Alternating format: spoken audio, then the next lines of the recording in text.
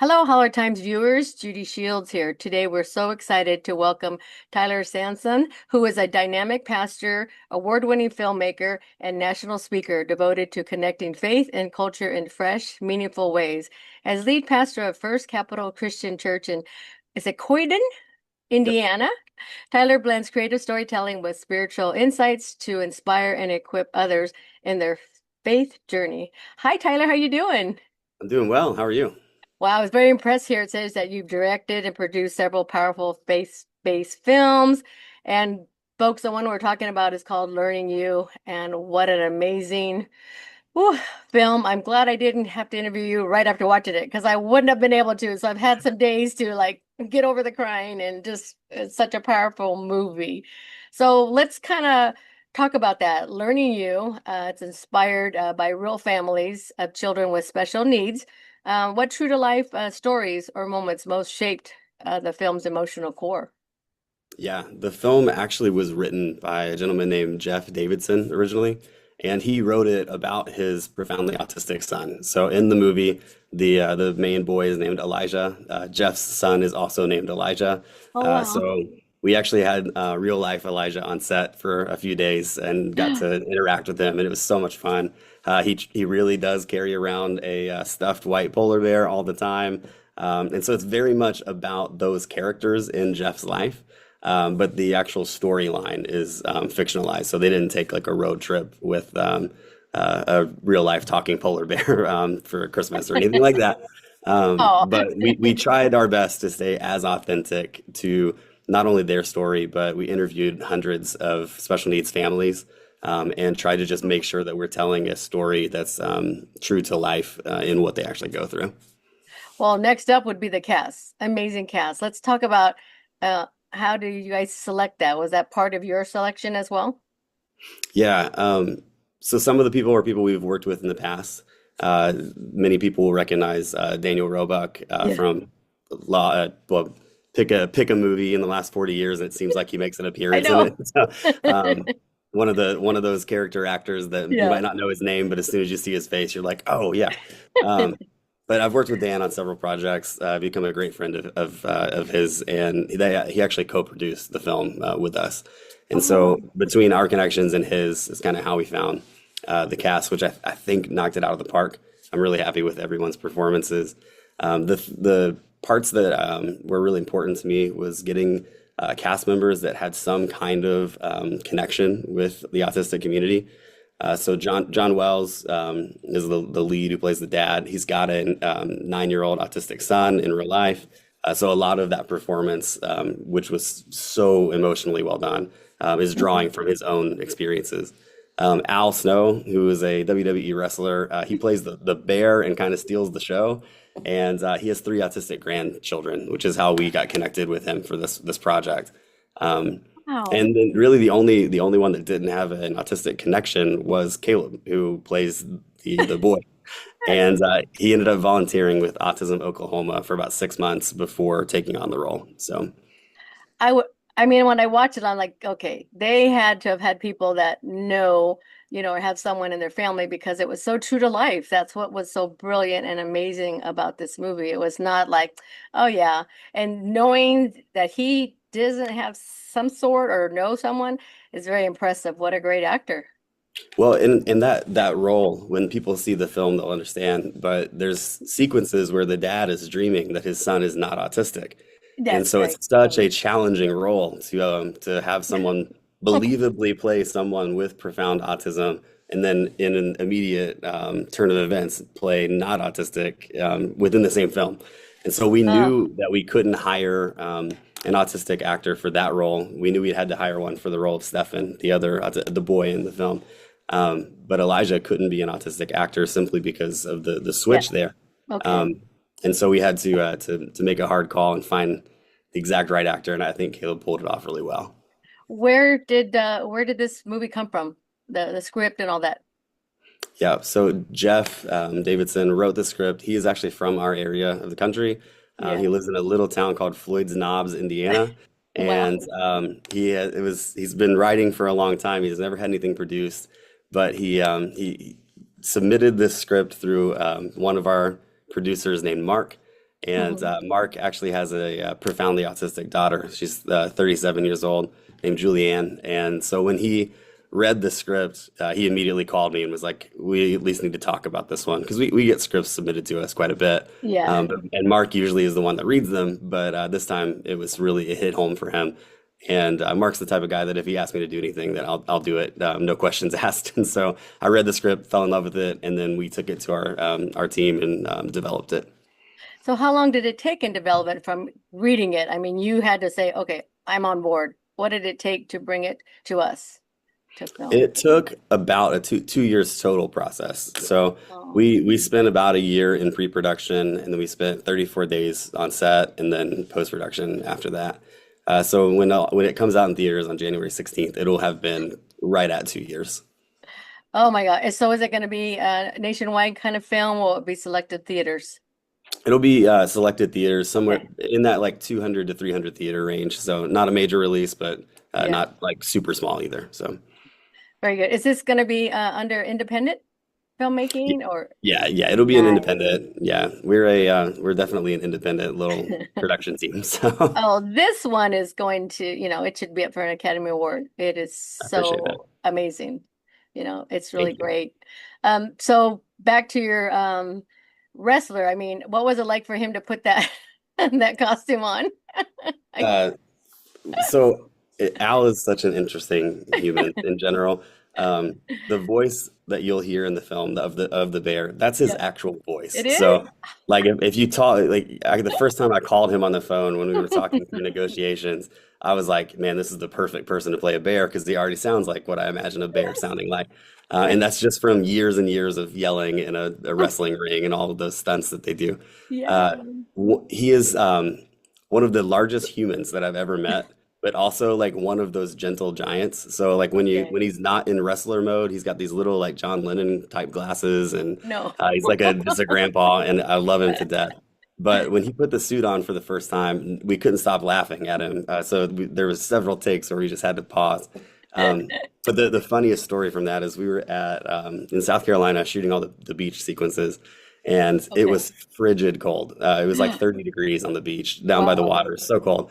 And Al made a comment of like, everyone laughs at the bear until they want to be in the bear costume because I'm the only warm one here. So, Yeah, folks, you go see this film, you've got to watch the end and the credits. It's a lot of people just want to go. Don't leave. I mean, don't leave till yeah, there's nothing on the screen. Then you can leave.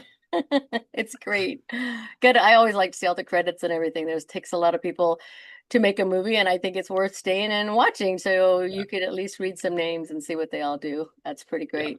great. You've said about the film, it's a tribute to parents and caregivers of children with special needs. Um, how does the movie honor that, everyday heroism that viewers might not expect?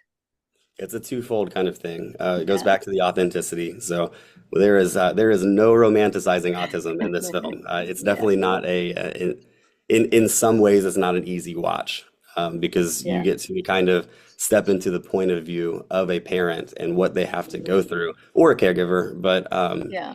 just knowing that that is a 24/7 lifelong commitment for these parents, Yeah. because in this level of autism that we're portraying with profound autism, they likely will never live away from their parents. One of Mm. the most harrowing things that we heard on research is one parent actually told us that they pray every day that their kid would die before them, which is the opposite of every other parent I've ever Oh, heard. But oh, I'm gonna cry. their rationale was they don't know what's going to happen if they die first, because who will take care of their kid? And so we took that Oh, mindset and really tried to portray that in the film. So that honors them. The second part of honoring them is we created a nonprofit called ACT, and we are committed to give 100% of our profit to that nonprofit. Um, ACT stands for Awareness, Connection, and Touch. And it's really just a large community of parents and caregivers that we want to love on. So, providing resources for them, providing free counseling for them, training people to provide respite so that they can have like an evening to go on a date or go to the grocery store, and they'll know their kids taken care of. And then providing some really cool in-person events, whether that's conferences or we did a like a comedy night for them in our area. But the hopes is that that will be nationwide yeah. What's their social media, their website? for ACT. Yeah, for ACT. Yeah, we don't have a website launched yet. So we've been doing Okay. everything through the movie page because the movie is going to be the launching point for it. Oh, And so nice. shortly after the film Congratulations. comes out, yeah, thanks. Shortly after the film comes out, you'll hear a whole lot more about ACT. We've been guinea pigging it Okay. here in our town and in our area. Oh, So people here know about it, but nationwide, it'll be big news pretty soon. oh, cool. Well, we'll make sure, we get your social media and everything up Cool. for that as well for your movie. Oh, that's great. Let's see. So the story follows a Christmas road trip that intertwines the journeys of two fathers raising autistic sons. What makes this narrative powerful for both special needs families and general audience? Because I did like that because you're seeing this one guy who's all about money and everything is, and I don't want to give away things, but all of a sudden I love how it came together, how they, were able to connect. What was that like for you and those that have seen it so far? One of the important things to me as the director was to make this entertaining for not just special needs families. Um, Okay. and a universal truth as parents is that we're constantly learning our children. Yeah. My wife and I are a unique case study because we adopted our daughter when she was 17. So we've never raised a small child. We've only raised a Okay. teenager. And Wow. I felt like for the first like 3 or 4 years, we were constantly learning her. And I think that's a general human truth, though. No matter the Yeah. relationship, you're either constantly learning one another or you're stagnant and it's not working. And so we took that kind of mindset and thought, even if you don't have a special needs child, there you can think through a relationship in your life that you need to put effort in to learn them rather than to condemn them. And so even though the two dads in the film and the mom in the film are parents of special needs, I think anyone watching it will be able to relate to that universal truth. Yeah, not to get off the film, but congratulations. I mean, who wants to adopt a 17-year-old? They're No pretty one. much right. I'm like, God bless you for doing that. That's Thanks. Yeah, we, great. we've only fostered teenagers and we adopted our daughter. Oh, So that's wonderful. That's great to hear that there's people out there that will do that because that's pretty tough. it Pretty is tough. very tough. So, you said so tell us about where it was filmed. You mentioned the beach. So what it was like based on Christmas. So where did you guys kind of start from and then where did you kind of end up at? Mhm. It's a Christmas film in the same sense Yeah. that Die Hard is a Christmas film. Yes. Like it takes place at Christmas. It is Yeah. definitely not. If you're thinking Hallmark Christmas movie, this is not the one for No. you. Um, Good one. yes. So we actually a few years ago, my wife and I purchased property and we built a like boutique movie studio in our area. So it's got Nice. two sound stages, hair and makeup building. It's got 8 buildings on the property. So like Nice. everything you can need to make a little film, an independent film. And we filmed almost every interior there. And Wow. we actually filmed all the driving scenes there too on Really? LED screens. Yeah. Good Um, job. thanks. And then we actually took half our crew took a real road trip from Louisville to Myrtle Beach, South Carolina. So Wow. we filmed on the way there all of the like Okay. exterior car driving drone shots.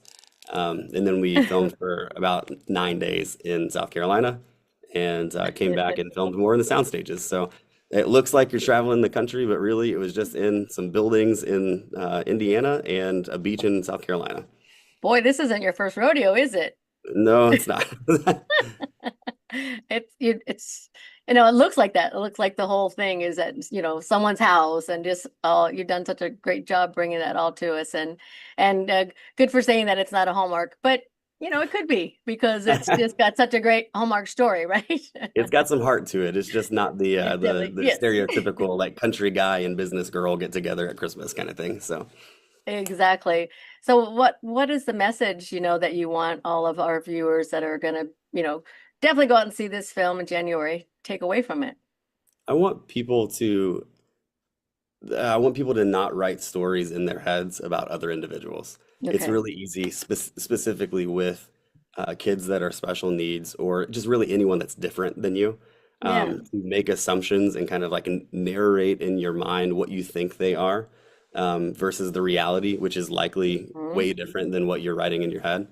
And we do this often with all kinds of people, but it's very easy for us to do this with kids with autism or kids with Down syndrome or things like that because we don't Yeah. understand them. So I hope that the takeaway is a challenge for people to be open to learning one another rather than writing this story in their head and just making assumptions and going off of that. Folks, we are the Hollywood Times, and we are going to make sure that we get this out to the Hollywood people because it doesn't seem like they have as many Hollywood movies that surround themselves with this kind of issue. Because I have quite a few friends and family, and we've been blessed not to. I don't really know anyone that has autism, but I had my two sons struggled from different things it seemed like, and who knows what it was they may have had dyslexic and different things, but it's a struggle, Mhm. to deal with kids that have issues, and you see your character where he, kind of loses it, and you can't help by it. I mean, what he's doing is fun to him, but not so fun to dad. And if you have issues with your spouse, it's got to be so tough. And I think you've done an amazing job bringing this to, if you have someone, friend, family that has a child with autism, it's really a great movie. Make sure you tell them about it too, and it will help you to understand, maybe what they're going through, so that you could talk to them differently, Yeah. you know, and stuff. So January 16th, 2026, which is like around the corner, like a month away. It's hard to believe that, Yes, isn't it? That's it really is. 2026. So what do you and your family do for the upcoming holidays? Yeah, we this is gonna sound so self-righteous, so I don't want it to sound That's the way it's okay. going to sound, but we eat with our daughter and then we go to the orphanage that we met our daughter at and we spend time with the Oh, kids there. So that's that's been our great. tradition for a while. Do you dress up really nice, or you dress up kind of casual? How do you guys go when you go to it? Usually casual because they end Yeah. up wanting to play like basketball or dodgeball or something. So hard to do Yeah. that in like a suit and tie. Do you guys also bring presents? Do you have fundraising for that charity as well? We don't typically bring presents because they do something called Shop with a Cop. So the local Oh, cops do that, but we bring a meal usually and just hang out with them. But we go every week. That just happens to be what we do on Christmas as well. oh, now your daughter must appreciate that as well. It's been Is really fun to see that full circle moment where she gets to go back and like she cooked for them last year, so that's super exciting. Yeah, Oh my gosh, you'll be making a movie about that then, right? well, we'll see. So, That sounds good. Will you have anything else to share with us here at the Hollywood Times about your movie? I don't think so. Everyone go see it if it's in your area on January 16th, and if not, be looking for it on streaming. All right. We appreciate you taking the time to talk to us here at the Hollywood Times. We will be putting this up on our YouTube channel, the Okay. Hollywood Times Official, the interview. And once again, thank you for talking with us. Loved your movie, and we're going to make sure we get the word out there as much as possible. Have Well, I appreciate that. a blessed holiday. Yes, you too. Thank you. Thank you.